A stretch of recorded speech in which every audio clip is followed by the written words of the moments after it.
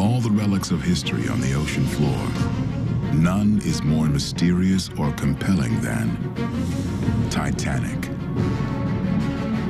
This is the Titanic we all know, from books, films, and television. But there is another Titanic, never seen by human eyes. We don't even have half of the pieces. Until now. No one's ever gone into that accident scene and mapped out all the elements. This is the first time we're going to get this big picture. A new expedition searches every inch of 15 square miles for the first time ever and finds every missing piece. This was a big chunk of Titanic we had no idea existed. Creating the first ever complete map of the entire wreck site, they look to unravel the disaster. We're learning a lot for the first time about how Titanic really sank. Virtually reassemble Titanic. We're going to reconstruct the ship and raise it back up to where it last left the surface. And attempt to solve a 100-year-old mystery.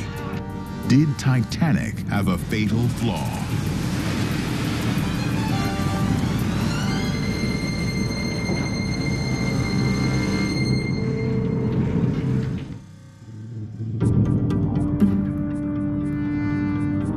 It was an end violent beyond imagining.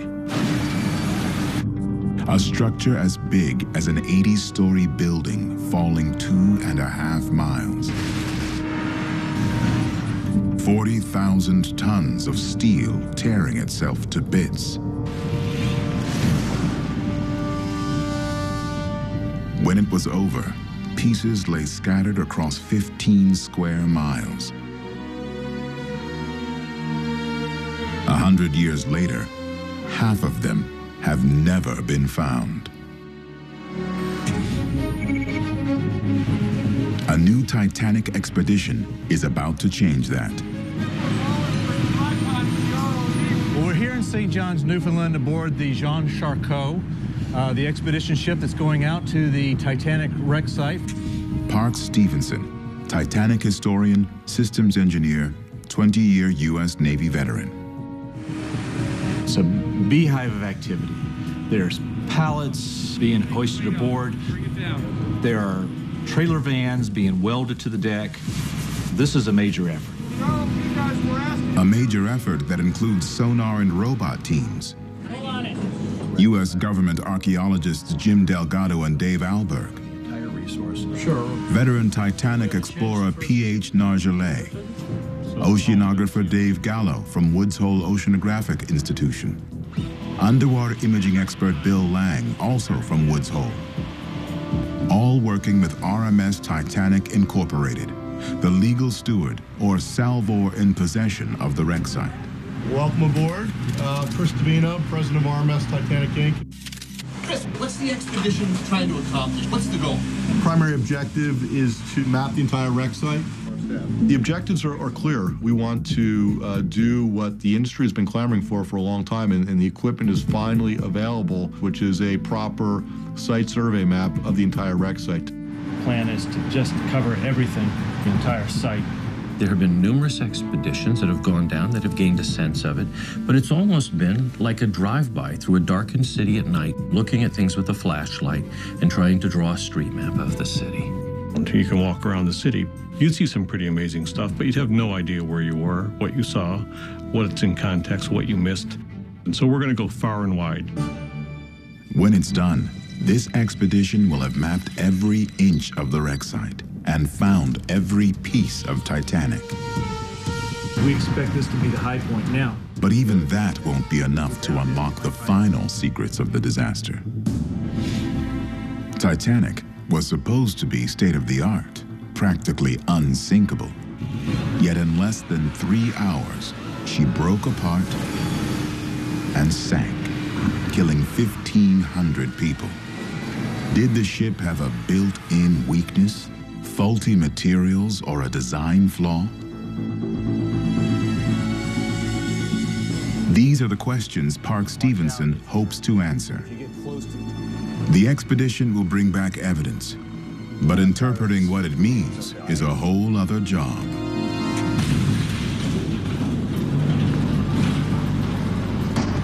Investigating an airliner or shuttle crash The pieces are collected, brought to a hangar, and studied to learn how it broke apart, what went wrong, and why. It's the same with Titanic. The pieces hold the answers. The assumption immediately after the disaster... To help visualize the pieces in 3 dimensions, Park Stevenson will use a virtual reconstruction of the wreck site here in this hangar. Here, let me give you a demonstration here. The deckhouse debris is up there. Later, when we got the tower debris and fit it right there, we found out that it was... Really, the virtual hangar allows us to simulate spatial relationships, which sometimes can be critical to understanding how pieces can go back together again. You can see over the next year, Parks will work with a growing team of experts. You can just see the way the bow crashed into the bottom like that. Including marine artist Ken Marshall. I'm all about figuring out Titanic debris. I just love it. I'm passionate about it. It's putting pieces of a puzzle together. All my life, I've wanted to bring Titanic back to life. What I'm eager to see is what's out there in the dark, the things that haven't been seen before. Consulting with the team is accident investigator Jim Childs. Just like the NTSB investigating an airline crash or a shuttle crash, if we want to find out what really happened to the Titanic that night, we need to know the debris field because the answers lie in those pieces. The problem is, the most important pieces, the ones from the fracture zone where the ship broke, have never been found. And that's really the key to understanding the breakup, is understanding the middle section. And we can't understand the middle section until we get at least a majority of the pieces back. That is what this new expedition is all about. We got to readjust the rigging. Well, that's perfect. There have been nearly 20 expeditions to Titanic since it was discovered in 1985. But they've all gone to the same places, over and over again. You get these touristy views of the bow, the bridge, the propellers, a cabin or two, but we don't know the whole site. No one has ever mapped the entire site, found every piece of wreckage. If you want to investigate exactly how that ship came apart, it should be there, recorded on the objects left on the seafloor. We feel that there are significant portions that have really never been seen before, and we hope to prove or disprove theories on how the ship actually came apart. Preparations complete, they head for Titanic. The only wild card, weather. So for the next 20 some odd days, it's this team on this vessel out there doing what we need to do with Mother Nature. So we'll see what happens. Their objective, the world's most famous shipwreck, was born out of intense competition at the dawn of the 20th century. It was a response by the White Star Line to basically a challenge from the Cunard Line. The competing Cunard Line had just come out with Lusitania and Mauretania in 1907, and all the White Star ships were looking very small and pokey. And the White Star Line decided, we won't build record breakers in terms of speed, but let's build record breakers in terms of size and comfort and luxury. She sailed on April 10th, 1912 from Southampton, went across the channel to Cherbourg, France, where she picked up more passengers, cut over to Queenstown, Ireland to pick up the last passengers. Then she headed out across the Atlantic. In 4 days, the roughly 1,300 passengers and 900 crew on board will meet their fate. The questions and accusations that arise that night still resonate. Why was Titanic speeding through a known ice field? Why weren't there enough lifeboats? Were Titanic's materials or design defective? 100 years later, the search for answers continues. It's the second full day of the expedition now. We're going to be arriving over the actual site of the Titanic wreck. As we got on the site, We had a short ceremony where each of the member of the crew were asked to come up and take some flowers and toss them into the ocean. A lot's been made of this mission. All the equipment we're deploying, all the experts that we've brought together. But it's important to note, at the end of the day, this is really in an effort to preserve the legacy of Titanic and honor the memory of all those that perished that night. To me, the memorial site's more at the surface than on the seabed, simply because so many people lost their lives at the surface.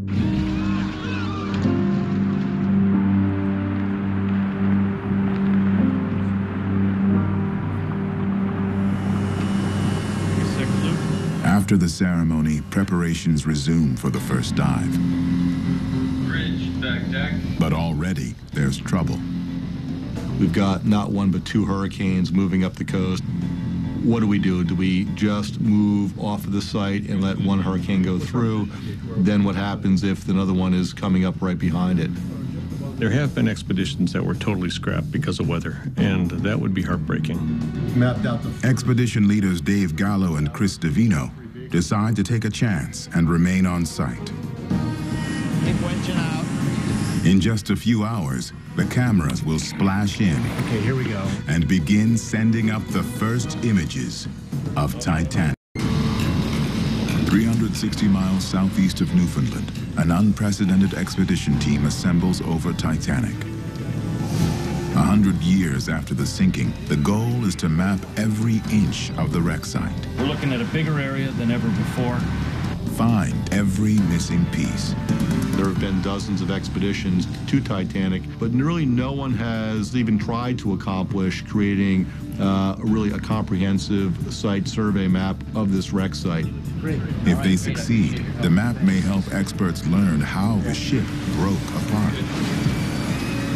No one's ever gone into that scene, you could call it a crime scene if you want, that accident scene, and mapped out all the elements. And if you want to investigate exactly how that ship came apart, it should be there, recorded on the objects left on the seafloor.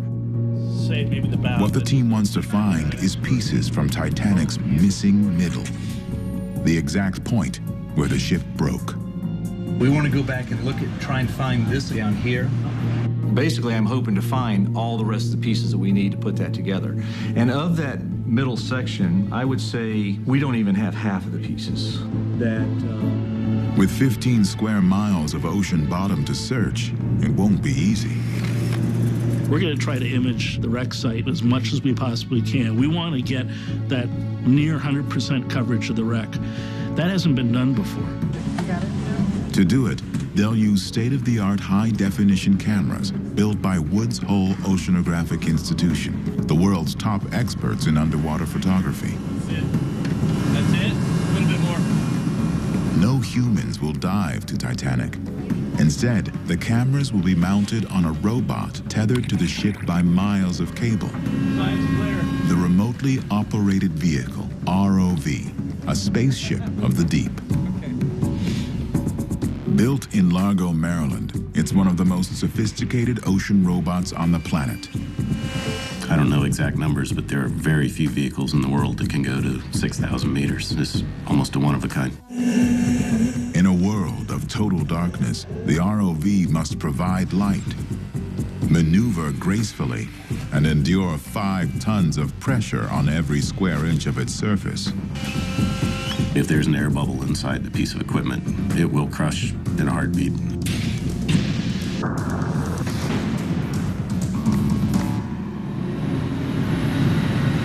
you grab the boat hook? Finally, after months of planning and millions of dollars, it's time for the ROV's first dive.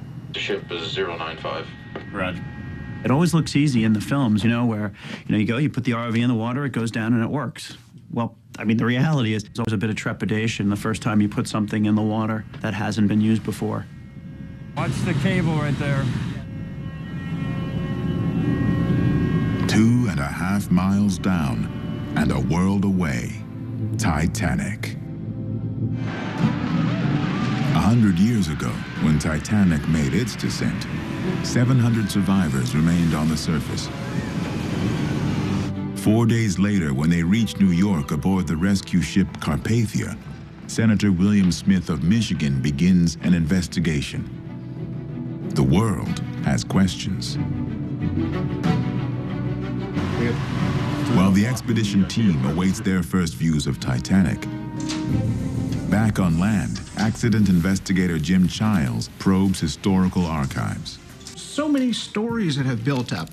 100 years on, what holds up? What's the truth? Ice. Why did they go full speed into an ice field? Why would anyone do such a thing? The strength of the ship. One of the theories to come forward was weak rivet heads that sheared, that broke too easily, opened up the seams, and the failure begins. Where's the truth to that? Lifeboats. Did it rise to negligence? To not have enough lifeboats? Not nearly enough seats on those lifeboats? The ship's breakup. How did the metal bend? Why did that fracture start? Is there a chance that there was a design flaw built into the Titanic? Each question points blame at a particular person. Captain Smith for going so fast into ice. White Star Chairman Bruce Ismay for the number of lifeboats.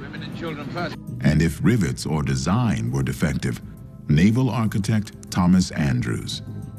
Did the ship have a built-in weakness to it, fatal flaw, or not? In 1912, with no physical evidence to examine, Senator William Smith's investigation concludes Titanic sank intact. In its report, the British Board of Trade agrees the ship did not break. To help visualize the site in 3 dimensions, the team is using a virtual reconstruction of the known pieces of wreckage in this hangar. In 1912, when Titanic sank, the general consensus was that she sank intact.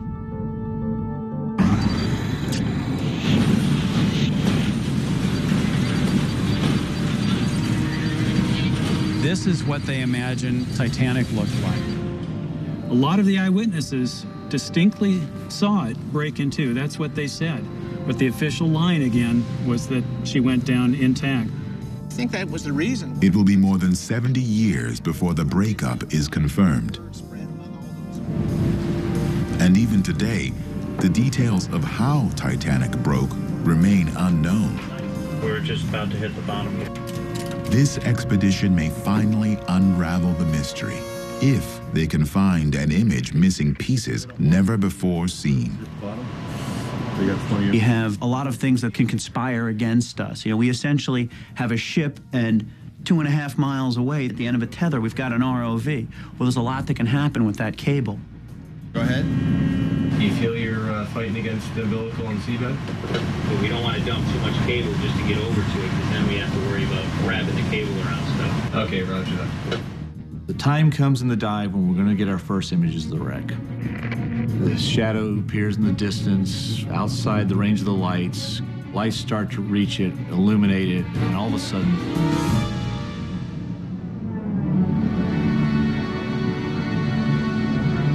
there's Titanic.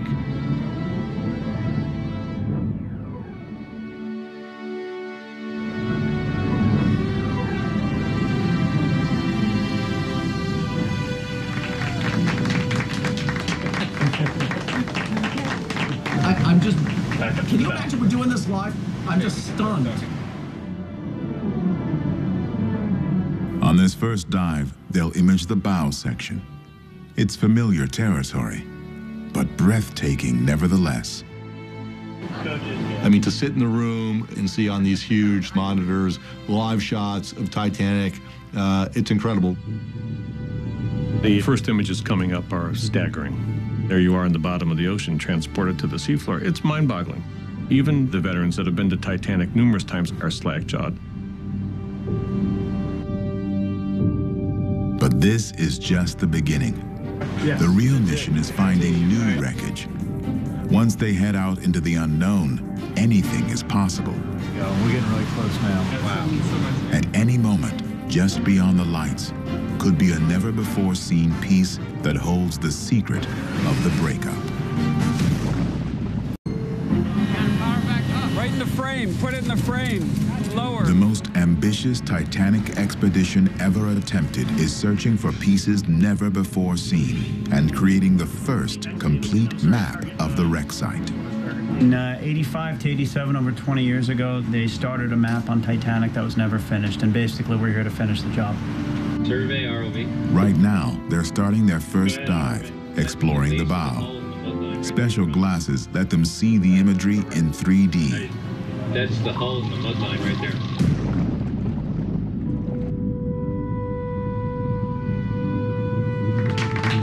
Good. That's what we need right there.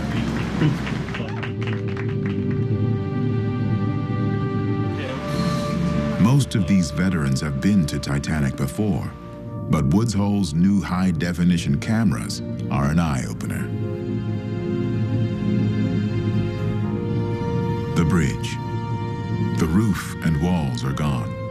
On this spot, where previous expeditions have left memorial plaques, Quartermaster Hitchens tried frantically to steer around the iceberg. I really gained a sense that this site is more than just broken pieces of a ship. It's everything that was in that ship. Everything. From the supplies and the equipment to the baggage to the people themselves. The people. A few are still remembered, but most on Titanic that night are lost to us now. Yet there are still stories and secrets being uncovered. Stories about people like George Thorne and his wife Maybelle traveling in first class. They're a well-to-do couple, very upper crust, from New York.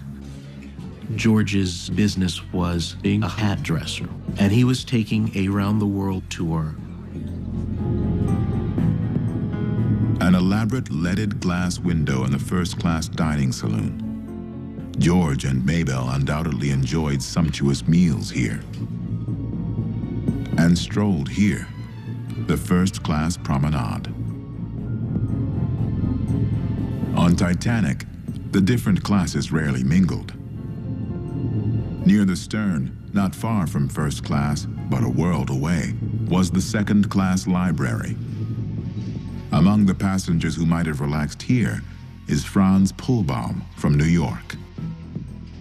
He was a mechanic, and he eventually wound up in the employ of the Witching Waves Company, an organization that manufactured Coney Island thrill rides. Introduced in 1907 by inventor Theophilus Van Kannel, the Witching Waves ride was a forerunner to today's bumper cars. Its popularity spread across the U.S. and abroad, which meant business trips for Franz Pullbaum. They wanted to open up a ride in Luna Park in Paris, France. So Pullbaum was sent across to France to start the installation. Franz Pullbaum does such a good job that his boss, Van Kannel, gives him a bonus, stock in the company, plus an upgrade for his trip back to New York. Instead of returning on a French ship, he'll switch and take the fancy new liner, Titanic.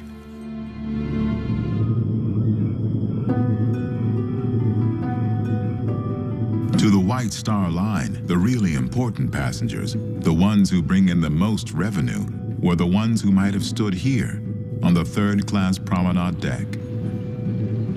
Immigrants, like 19-year-old Margaret Devaney, coming to America from Ireland.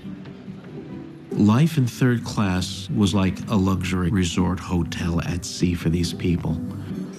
It was probably the first time in their lives they had as much food as they could eat, and that was covered in the cost of the ticket. They had a general room fitted with a piano for the ladies and the children. The third-class general room was in the stern. When Titanic broke, the heavy stern section slammed into the ocean floor with such force that it was completely devastated. Today, the stern is almost unrecognizable.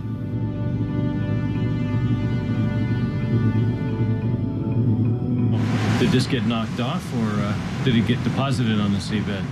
This first look at the wreck is proving just how good Woods Hole's new cameras really are.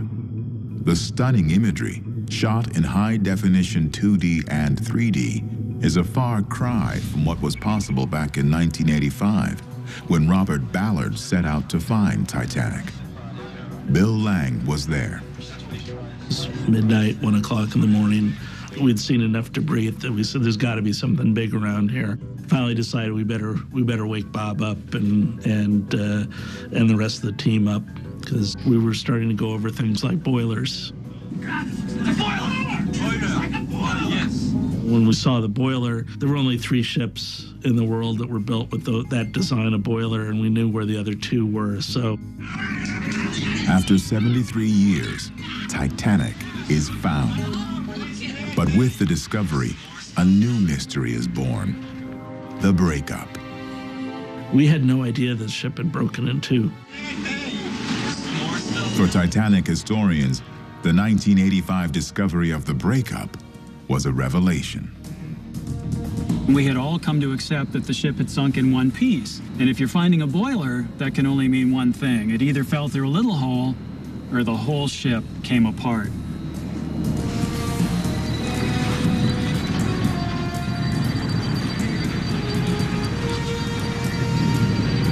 Stern was found about 2,000 feet away to the south.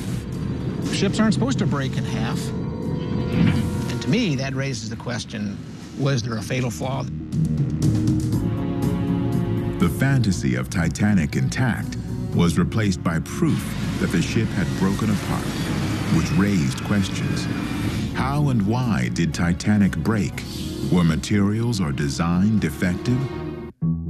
That's where fantasy gave way to slowly and methodically building the evidence, collecting the imagery, identifying things, the forensic study and analysis of Titanic. And where we found all the whistle?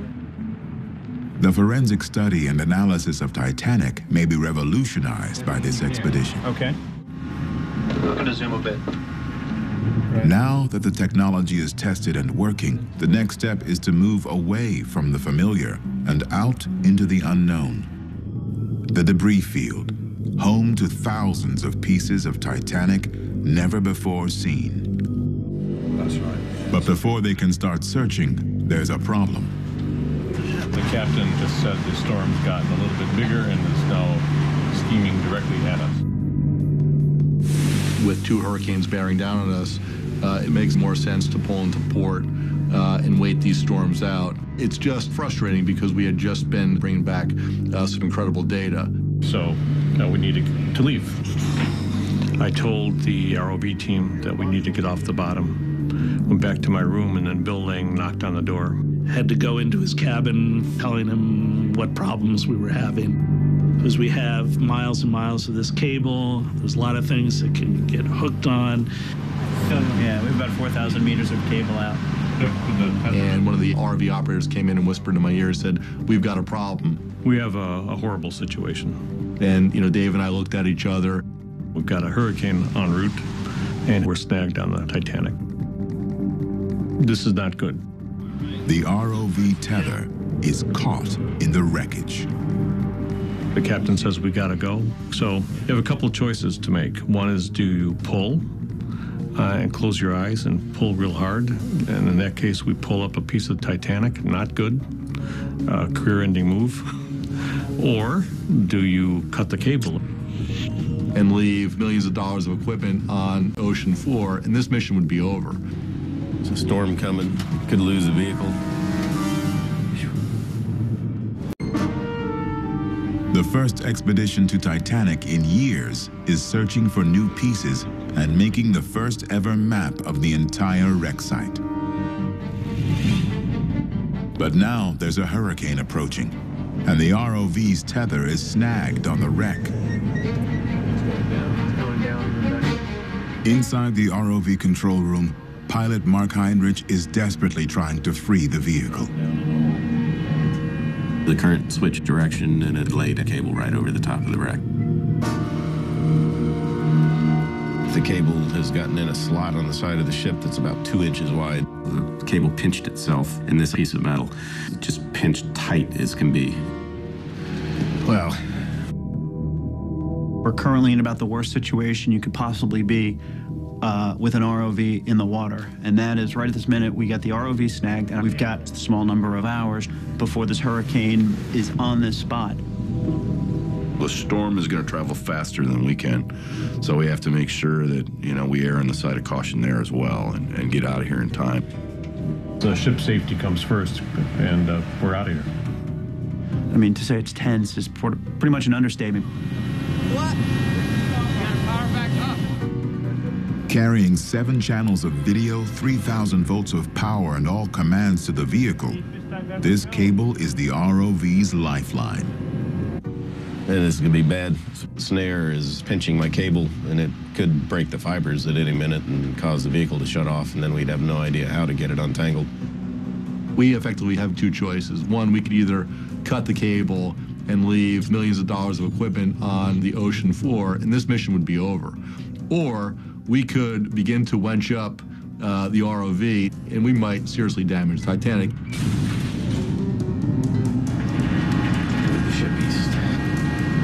All right, bridge ROV, can you move east towards the bow of the ship? You know, all of our hearts are stopped. It's very quiet. We're going to have to make that decision, one or the other. Cut the cord or pull. Get up there. I can ram into it, push it over, but I can't even get up there. Full up.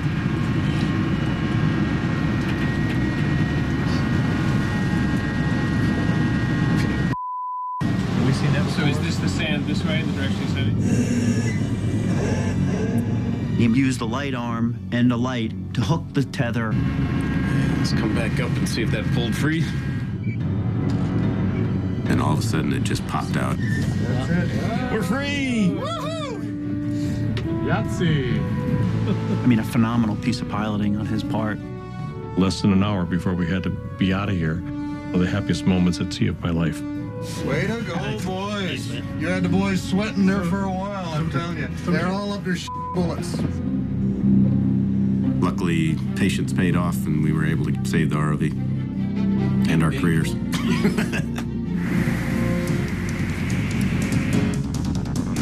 Hold on. Just gonna drop.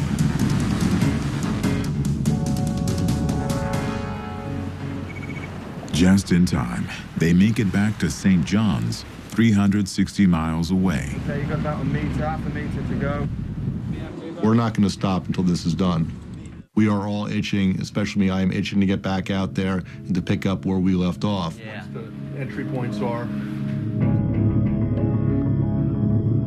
They know pieces are out there that have never been found, including the missing middle. The middle is the key to understanding how and why Titanic broke apart, and whether it was a weak ship.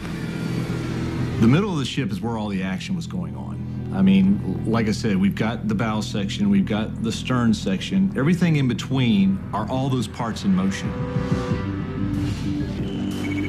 One part of the missing middle was found in 2005 on a previous history expedition when Bill Lang suggested going east. We knew we had targets that were to the east of the stern that people really hadn't ever looked at. Shipwreck explorers John Chatterton and Richie Kohler documented the discovery. Right over here, we got something. We're looking at the bottom of the ship. That's double hull. Spectacular. This is the entire bottom of the ship, the entire bottom from port to starboard. The pieces were from Titanic's double bottom. The double bottom is the spine of the ship and the key to its strength. 2 huge sections found out in the eastern side of the debris field. To identify where on the ship they came from, the team turned to Ken Marshall. Where's the first thing? I was tasked to do diagrams of what these 2 pieces looked like. Each individual piece I drew and carefully figured out inch by inch the plates and what these edges looked like. I remember the moment when I tried to see, are these things going to connect? To my great satisfaction, I found that these 2 pieces fit together perfectly. So these pieces are right at the point where Titanic broke apart. This was the first piece of the puzzle of the missing middle section, and everything else was going to derive from this. Finding the rest of the missing middle is up to this expedition team. Take the tension on that. With the hurricane gone, they're back at Titanic. Now they can start work creating the first map of the complete site and searching for all the missing pieces. What we're looking for in this mapping project is to see where the pieces lie all in relation to each other. That's going to be the importance of this sonar map. It's much too big a job for the tethered ROV.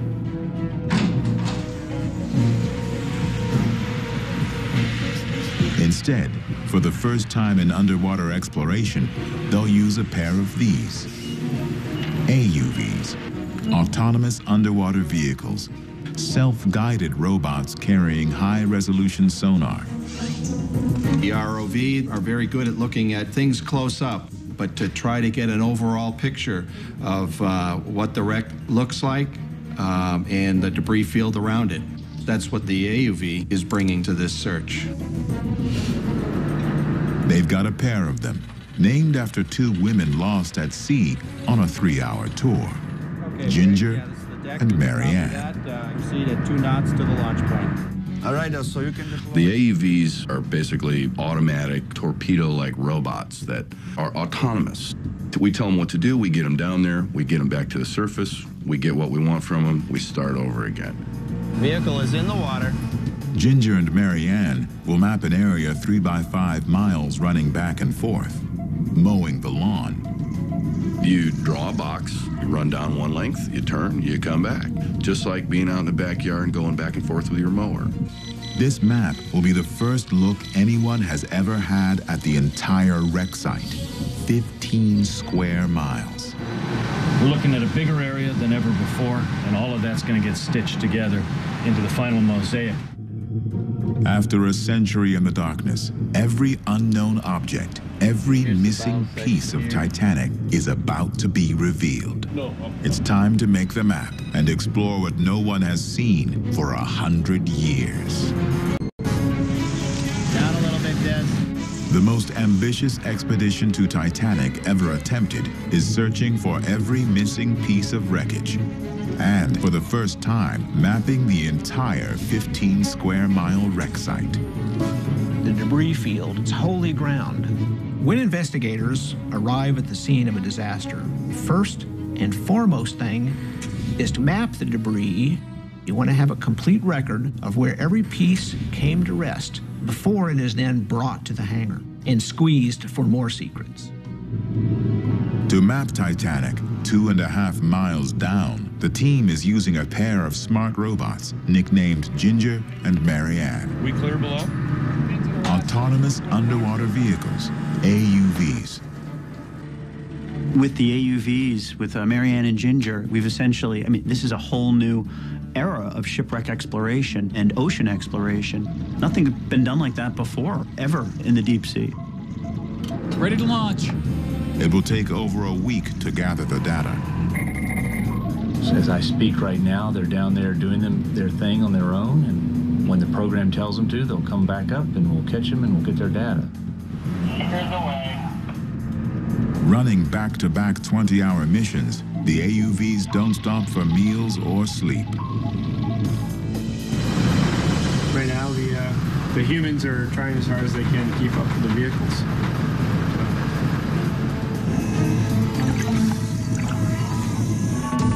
Then suddenly, one of the AUVs aborts. What's going on? This vehicle has stopped running and it came to the surface on its own. Ginger has returned to the ship, dragging something from Titanic's wreck site behind her. Greg and I were on the back deck, both noticed that there's a couple of lines, that we can see these 2 lines trailing from the vehicle. And we're stunned. We don't have options, and we gotta have options. The boat goes off, finds the vehicle, brings it back over to the ship, and at the end of it is a line shooting straight down through the water like it has something hanging from it. A piece of the wreck? Or something else? We keep on pulling this line and recovering it. And lo and behold, what we're eventually recovering on board the deck is a large lead anchor from a previous expedition. Thanks to this ugly old anchor, beautiful Ginger was almost lost. I think it weighed 4 or 5 pounds less than our buoyancy profile. So if it had carried up another handful of muck, it probably would have anchored our $2 million vehicle to the bottom of the ocean. After a quick inspection and freshening up, Ginger rejoins Marianne and the mapping resumes. But until they have that map, with half the wreck site still unexplored, questions about how Titanic broke up and whether she was a weak, badly designed ship will remain unanswered.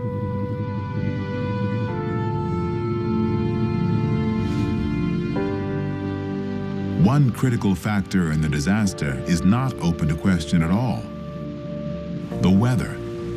The night of April 14th, 1912, it's exceptional. The calmest ocean that sailors on board who had been to sea their entire careers had ever seen in their years of service. No moon, so they had no light except for starlight. No moon and flat calm are stunningly beautiful, yet a deadly combination. Because it was that glassy smooth, you have no waves, no breaking of any foam around the base of an iceberg. The lookout Frederick Fleet sees a mass of blackness in front of the ship.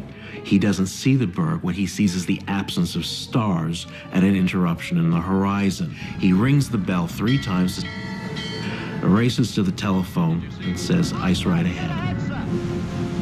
Within seconds, the Titanic has collided with the iceberg. How strongly you felt the collision depended on where you were on the ship. High up in first class, it's possible George and Maybelle Thorne weren't even aware of it. Lower down in second class, Franz Pohlbaum probably noticed some vibration. Third-class passengers like Margaret Devaney would have felt the greatest impact.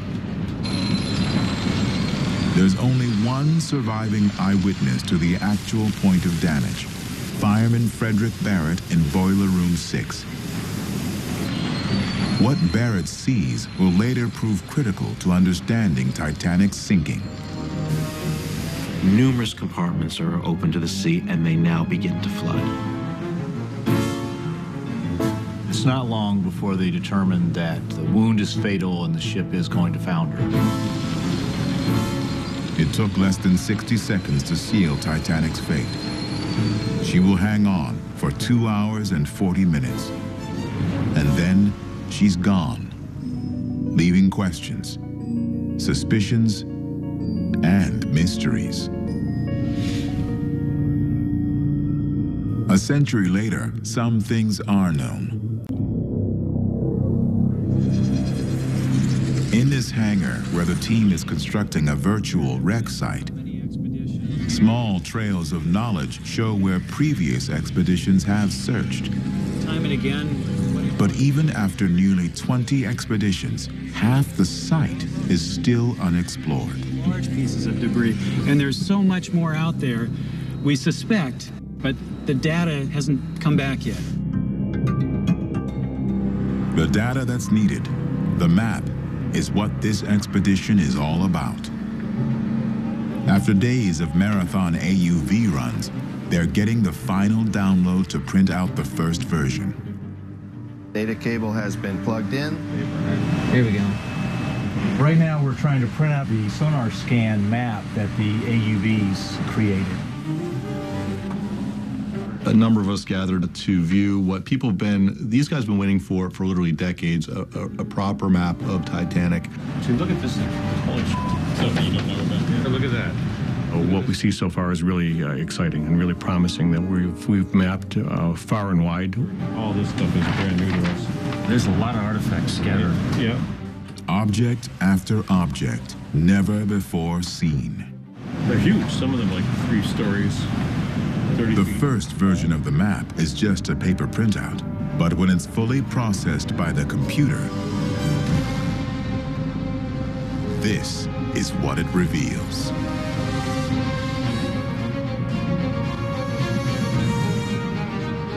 The bow section, pointing northeast. Half a mile to the south, the devastated stern, facing the opposite direction. And all around, debris.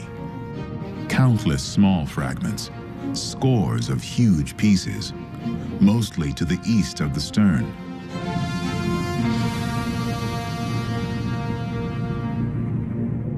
To me, it's all about a map. You know, something that you can roll out and put on a table and point to and draw on. It's tough to top that. With this map, they can now send cameras to photograph the mystery pieces, and human eyes will get their first look at them in 100 years. What's this? I don't know what that is. Hot diggity dam. The most ambitious Titanic expedition ever made has completed the first sonar map of the entire wreck site. To be able to go and see an area of 3 by 5 miles, for example, in the deep ocean is incredible. Having that image is something that every expedition's always wanted. This one is a huge one. It's the first time anyone's been able to view the complete scene of the disaster. And it's full of objects that may be pieces of Titanic never before seen. We are using the map to identify what the principal targets are. What do we want to get? What are the, let's prioritize them. With the benefit of this map, we can now go out with the ROV and do, targeted high-def video footage to identify some objects that haven't been imaged before. This is going to be amazing. These are definitely objects. So why don't we... Hundreds of unknown pieces. The team has selected promising targets, and now the ROV is going in with cameras to get close-up images.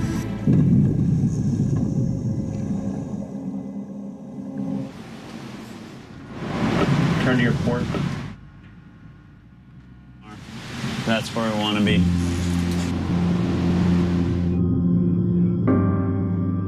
The ROV approaches the first target.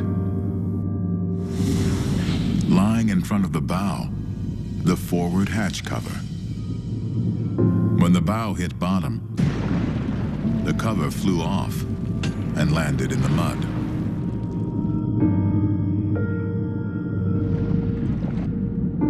Far to the south and east, a triangle of huge objects.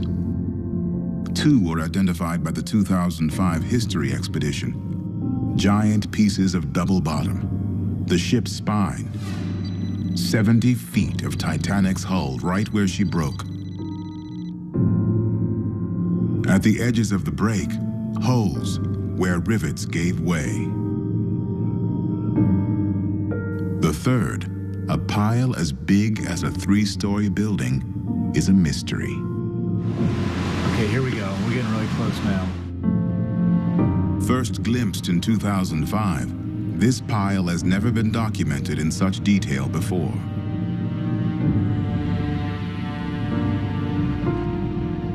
Closer to the stern, a cluster of 5 boilers weighing over 50 tons each. In these massive cylinders, coal was burned to create the steam that powered the entire ship. Hidden near one of the boilers, a frame for a revolving door. Wreckage never seen before now. It was supplied by the same man who designed the Witching Waves ride, Theophilus Van Cannel, passenger Franz Poolbaum's boss.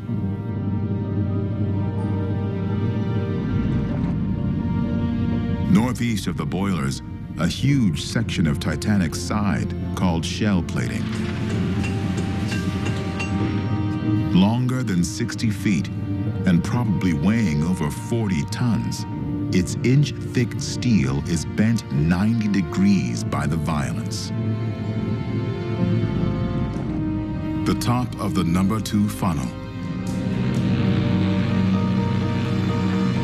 Pancaked almost beyond recognition. The bronze steam whistles give it away.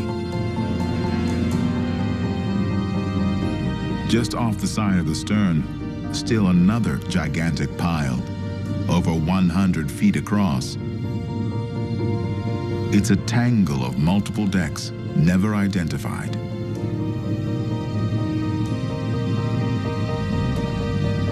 North of the stern, a low-pressure engine cylinder, part of Titanic's power plant. And right next to the cylinder, a towering pile, at least 30 feet tall, the size of an apartment building.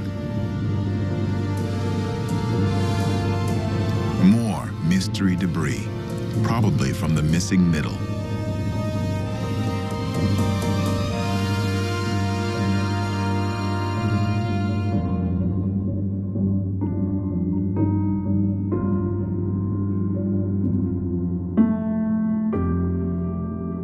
We are starting to notice additional pieces in the debris field that help fill in the missing areas of the wreck and that hold some interesting clues on how the ship broke up and sank, we hope.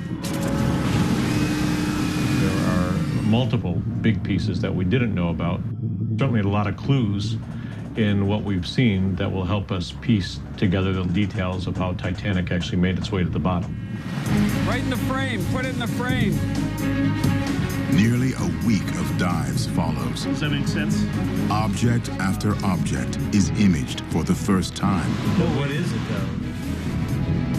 This is the block that was surveyed. Roger. Bridge survey. Finally, almost a month after they started out, the last dive ends. All right, good. Great job, guys. Great job. The expedition has done its job. At last, a century after Titanic sank, a complete map of the site now exists, as does high-definition video of all the newly discovered debris. The first step, gathering information, has been a success. Next comes the most important part, the long process of figuring out what all these new clues mean. Now our analysis can really take off.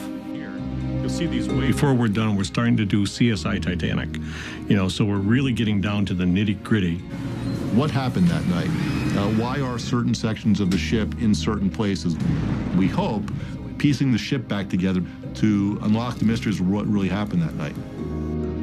Why did the supposedly unsinkable ship go down so fast? Did Titanic have defective materials or a design flaw? The team's search for answers is about to begin. We go to the end of the key there. The most ambitious expedition ever to explore Titanic is back in port, with hours of high-def imagery and the first complete map of the entire wreck site. The map itself, obviously, is a first-time ever work product. People have been clamoring for this on Titanic for literally decades. Now comes the critical phase. Getting together to begin the analysis. How's it going? Pretty good. For the first time, this group is, really looking at the data and the imagery that we brought back. It'll be interesting to see what people think about it. What's going to be good about this is now, with this level of detail, what looks like chaos actually has patterns. It's up to this team to decipher those patterns. Everyone is interested in the sinking, but in addition, each member will use the map and video for their own specialty. Everybody's skill set and data coming together to give us. U.S. government scientists James Delgado and Dave Alberg will study Titanic as an archaeological site. Say, okay, this is how it's changing. Woods Hole oceanographer Dave Gallo will examine the sea floor around the wreck. Bill Lang will concentrate on the imagery, working to create wide-angle views of Titanic that have never been seen before. Those optical mosaics. Park Stevenson will pursue two separate lines of inquiry. One, he'll investigate the strength of Titanic's rivets. 2, he'll work with marine artist Ken Marshall and RMS Titanic historian Bill Souder to identify new pieces of wreckage. The spatial relationships that each piece has to each other is going to be critical. When all this work is done, it will represent the greatest body of scientific knowledge ever assembled on Titanic. In the analysis, because it hasn't been done before, it could take months, it could take years, so we're really anxious to get at that step. Now the team splits up, and everyone gets to work on their own. In Virginia, marine archaeologists Jim Delgado and Dave Alberg are beginning to monitor Titanic as an archaeological site. You get that sense of the evidence of people in the form of their belongings, their shoes, particularly the shoes, and the realization. The goal of marine archaeology is to better understand the past, and particular human beings in the past, through what's left behind. Everything that was enclosed in that ship, now spread out on the seabed, tells us about them. This isn't just an intellectual exercise. This was a tragedy of the first order. I think that working with the artifacts recovered from Titanic has filled in a lot of personal details about the passengers who've been lost and which we would never know unless those artifacts have been recovered. Over 5,000 artifacts have been retrieved since 1985. They are preserved and exhibited by RMS Titanic Incorporated. Curator of the collection is Alex Klingelhofer. If you look closely at an ordinary, everyday object, then you suddenly see the world open up and you have a completely new story and insight into the life of one of the passengers on Titanic. Among the passengers whose artifacts have been recovered, Franz Pullbaum. His suitcase held his tape measure and stock certificate from the Witching Waves Company. George and Maybelle Thorne's bag contained a luggage receipt from Sri Lanka, documents from Bombay, Egypt, Japan, and a letter that reveals a scandal they were keeping secret. He was taking a round-the-world trip with a woman that was not his wife. She's married to one man in New York and traveling around the world with another man who's not her husband. To keep the secret, George has been forging his name. Documents in his bag reveal he's really George Rosenshine. Margaret Devaney's story is also brought to life by an artifact. A pocket knife given to her by her brother as she was leaving home in Ireland. The night Titanic hit the iceberg, Margaret was peeling apples using this knife. Keeping the knife with her would prove to have profound consequences. And so what lies down there today is a time capsule of 1912. Who they were, how they lived, and in some circumstances, even how they died. A day and a half away from those dreams starting. While the archaeologists start their work, Park Stevenson is about to show Ken Marshall and Bill Souder what the expedition brought back. I could not contact Bill or Ken quick enough because I had seen things in the imagery that just blew my mind. They meet in Parks' hometown of San Diego at one of his favorite spots, the historic steamship Berkeley. The architecture aboard, especially in her saloon deck, is very reminiscent of Titanic. So what better place to look at the imagery than in an environment that evoked that age? We had these beautiful tie-ins to the Titanic story right there as we do our analysis. I think one of the genius things about this expedition, something that's never been done before, was the way they created a map, which I'm going to pull up right here. Now, here you see essentially the full wreck site, but what I can do here is can zoom in on areas. This is like looking at the dark side of the moon for the first time. Yes. Is we now can see how the pieces landed on the bottom. Right. Which is, you know, a critical part of any crime scene. And what's really interesting is look at how it shows all the bottom scalloping. You see that it's like these items are actually sitting in impact basins. Just like a meteoroid had hit the moon. Right. Copernicus. Okay, here's something I'm really excited to show to you. I want you to take a look at this. Okay. Look at the height of that thing. It looks like a block of apartments. Which really, this is a massive piece. Once we have identified what these pieces are, then we can start our process of putting the ship back together. There's a lot of material here. I mean, a lot.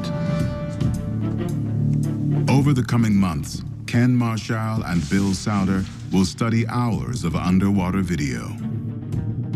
And Parks will investigate whether weak rivets may have been a factor in Titanic's sinking.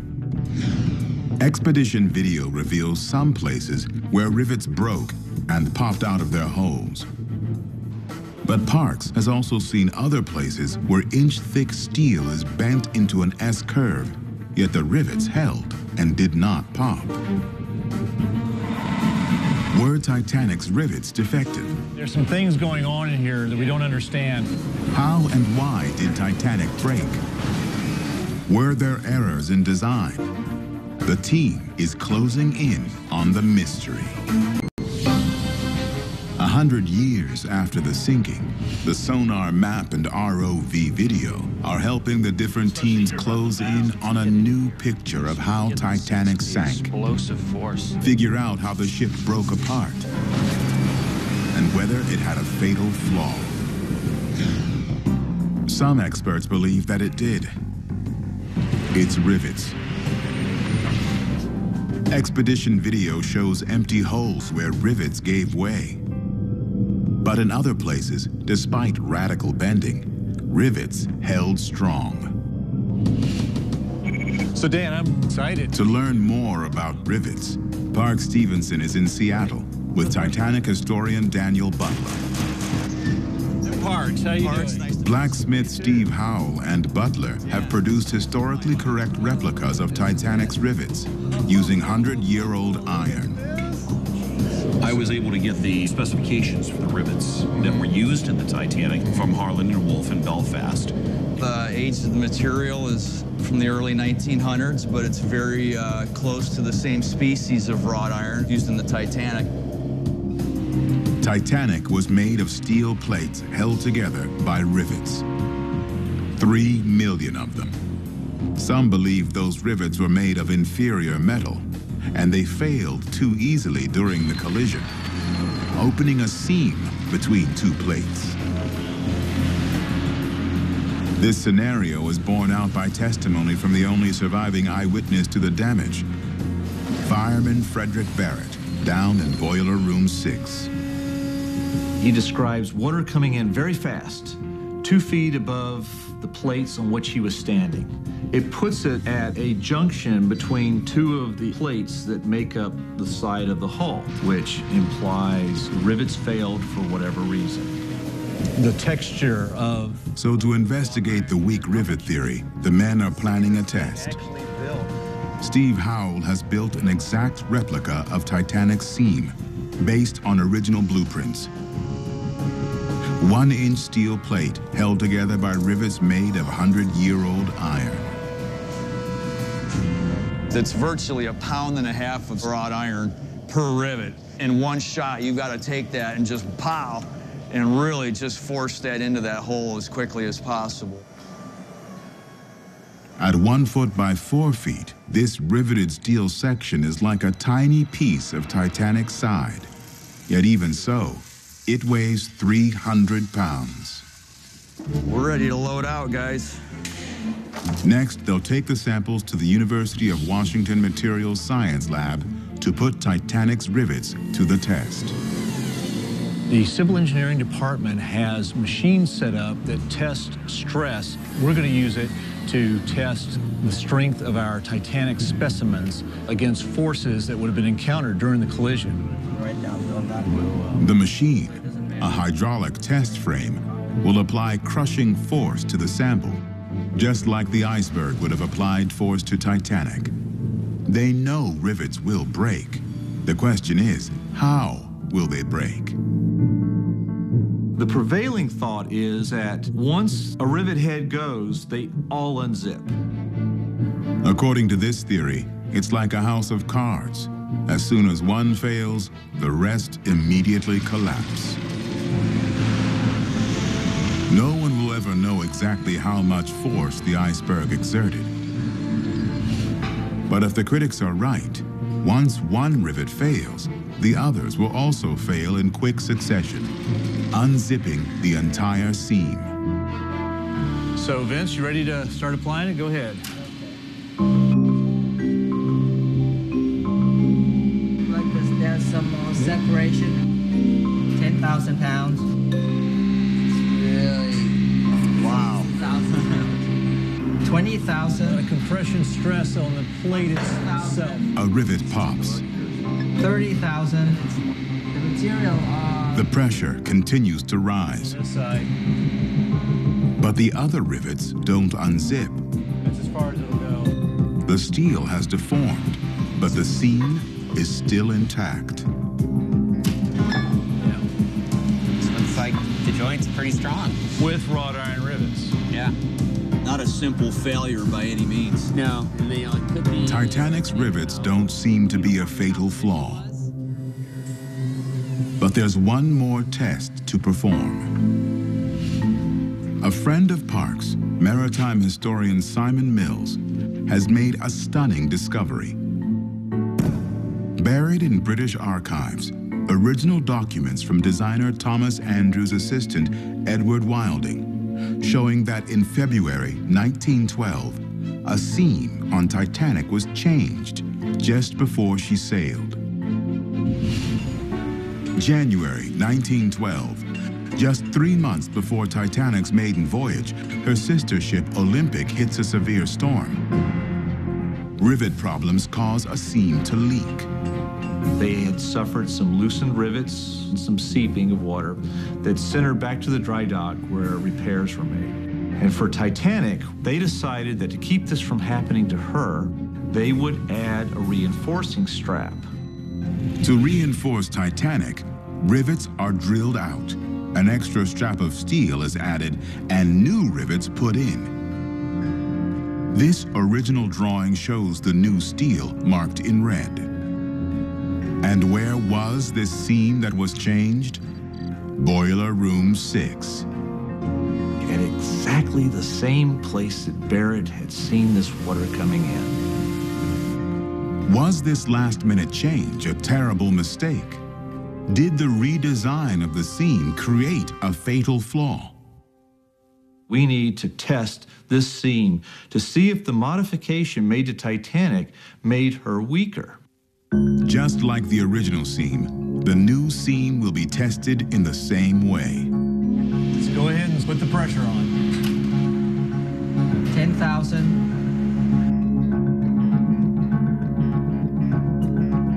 25,000 pounds. Here he goes. It's about like 35,000 pounds right now. Again, a rivet pops, but the others hold. At this point, that's still a watertight seam. The idea of the rivets just unzipping, I don't see that yet. No, not at all. As a single rivet failed, the other rivets picked up the load, and they failed. No unzipping of rivets, and if anything, the modified seam is even stronger than the original. From rivet to rivet.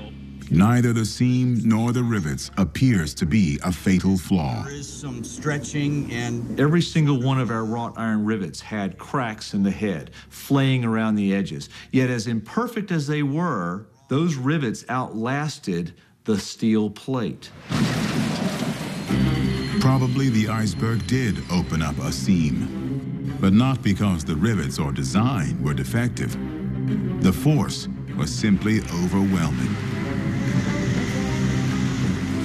But whatever caused the seam to open, with too few lifeboats, at least 1,000 people are now doomed. First-class passengers like George Rosenshine and Maybelle Thorne have the best chance. They're first to get the word to evacuate. But George will probably have to stay behind. The rule is women and children first.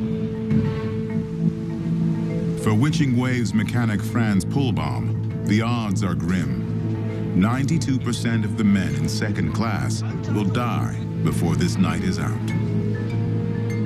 And it doesn't look good for Irish immigrant Margaret Devaney either. Even though she's female, more than half the women in third class will not survive.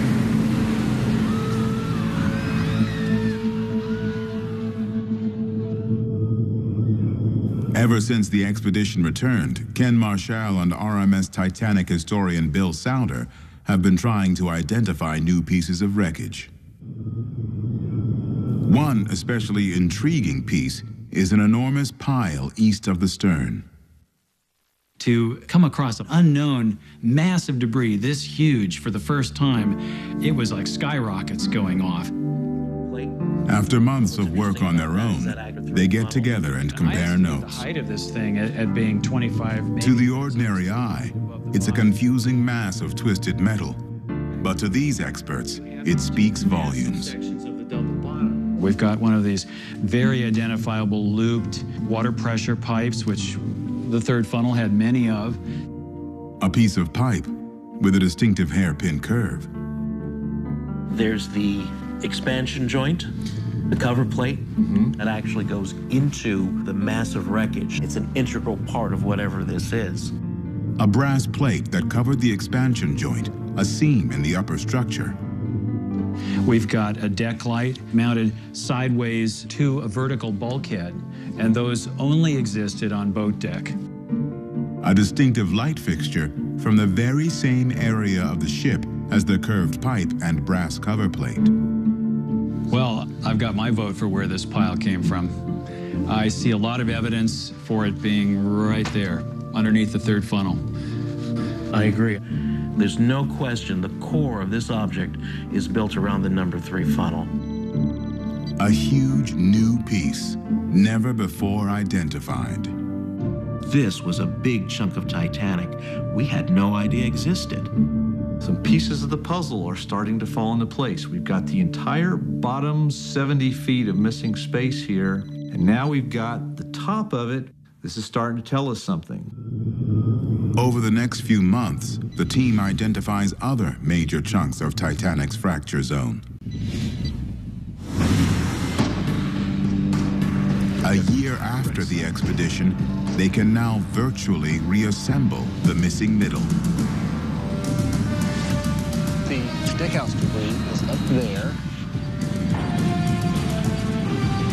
Later, when we got the tower debris and fit it right there, we found out that it was these two sections were separated only by the expansion joint.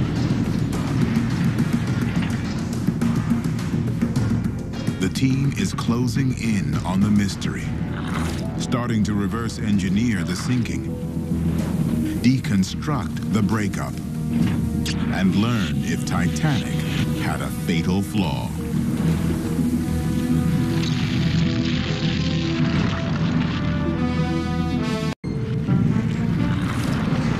In the year since the expedition, the team has been working to reverse engineer the sinking, deconstruct the breakup, and learn if Titanic had a fatal flaw.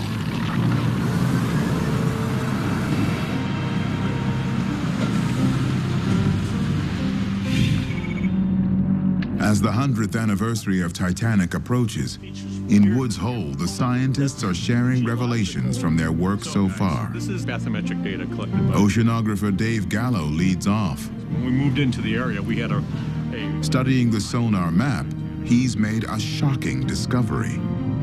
These dunes are huge.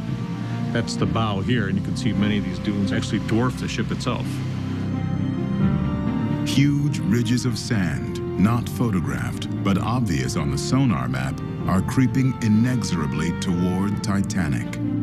These are large amounts of sand actually moving across the seafloor. So you can imagine if they're active today, one of these things could run right over the top of the Titanic debris field. It's long been assumed that the wreck will eventually rust away. But perhaps Titanic's ultimate fate is to be buried. Can you show the track of the dive? Next, NOAA's Jim Delgado reports on the archaeological work to date.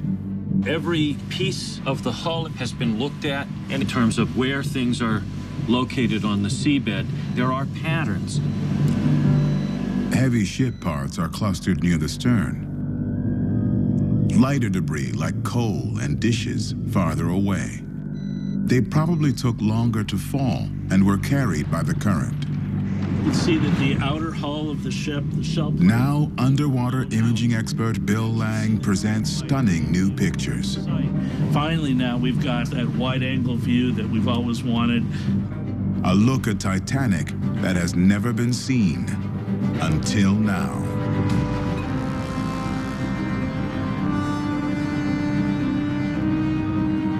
This incredible mosaic is 1,200 individual photos stitched together.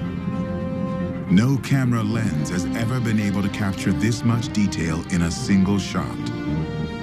And this, the stern, also mosaicked from over 1,000 images. Where the ship broke, the main engines are exposed, each as tall as a 3-story building. Notice pretty strong current. To Bill Lang, these mosaics are clues about how Titanic hit the bottom. I think what we're looking at is that the bow impacted the seafloor at the forward end and collapsed down upon impact, which caused all of this decking collapse and bulging out of the sides in this area. How the data has been collected. So, for The example, science team will continue working for years to come with the data from this expedition. That where we've used several different... Hey, Ken Sparks. Meanwhile, Park Stevenson, Ken Marshall, and Bill Souder have focused on the breakup. How did Titanic come apart? Was there a fatal flaw? After a year of painstakingly studying key pieces of new debris, the way they broke, and their location on the map, this team now believes they finally know what happened as Titanic went down.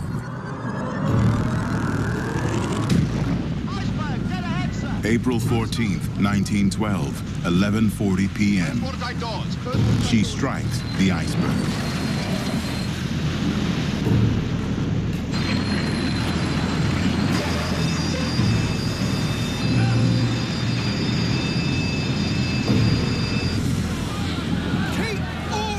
By 2:15 a.m., it's the beginning of the end.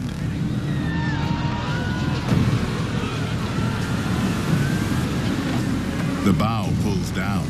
The stern rises. Funnels collapse.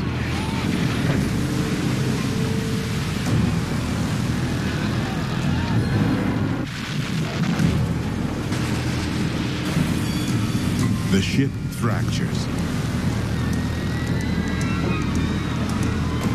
The entire bow hangs on the double bottom. Amazingly, it holds on.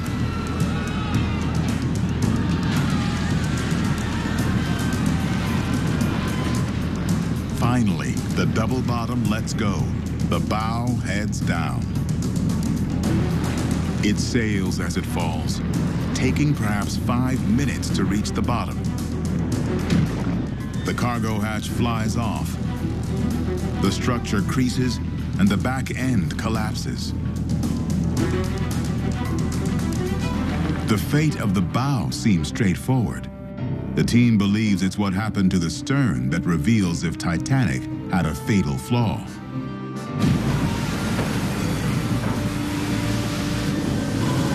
Once the double bottom releases the bow, the stern briefly settles back.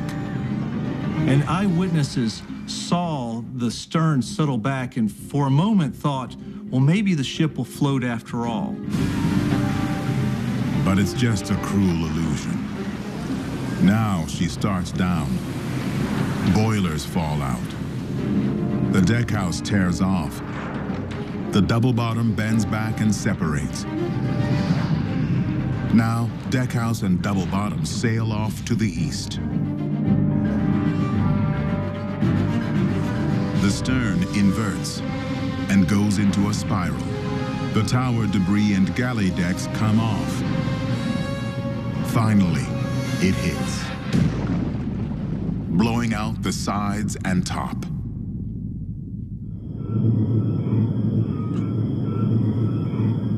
No one can say for certain what happened once Titanic disappeared. But the team believes this scenario is supported by evidence on the sea floor. 1. The double bottom. The forward edge of the front piece is stretched, which would result from its holding the weight of the bow. 2. The profusion of debris to the right of the stern and the smearing of the mud to the left suggests the stern fell in a spiral motion. 3. The position of the deckhouse debris far to the east. We suspect, based upon where that debris is located in the debris map, that that piece must have separated in the first large spiral of the stern section. And there's more, the most significant evidence of all. This expedition has shown that the missing middle was not pulverized into bits, but survived as huge chunks, suggesting they broke free in giant sections. For large sections to break away intact and survive all the way to the bottom tells this team the answer to the ultimate question. Was Titanic a weak ship? Was Titanic a weak ship? The answer that we're taking from this expedition is quite the opposite. Weak rivets, possible flaws in design. What we found has disproven a lot of that.